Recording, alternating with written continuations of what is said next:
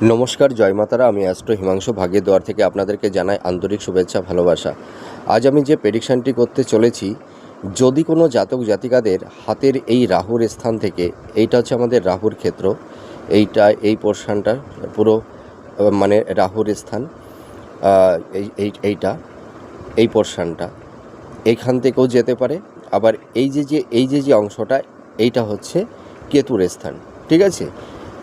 রাহু বা কেতুর স্থান থেকে হয়তো রেখাটা এইভাবে টার্ন করেও চলে যেতে পারে। আবার অনেক সময় এই যে কেতুর স্থান থেকেও এইভাবে দুটি বা তিনটি সরল রেখা যদি এই শনির ক্ষেত্রের দিকে চলে যায়, তাহলে এই সব জাতক জাতিকারা হঠাৎ দ্রুত নাম, যশ, খ্যাতি, প্রতিষ্ঠা, সাকসেস এরা কিন্তু জীবনে পেয়ে থাকে।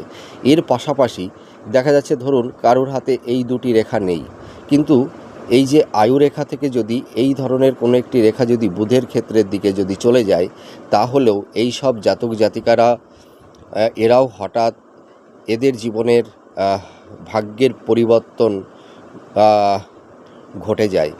এরাও জীবনে খুব দ্রুত নাম, যশ, খ্যাতি, প্রতিষ্ঠা এরা পেয়ে থাকে। তাছাড়া এরা বিজনেস পারপাসে, বিশেষ করে বিজনেসের ক্ষেত্রে এরা ভীষণ সাকসেসফুল এরা লাইফে হয়ে থাকে।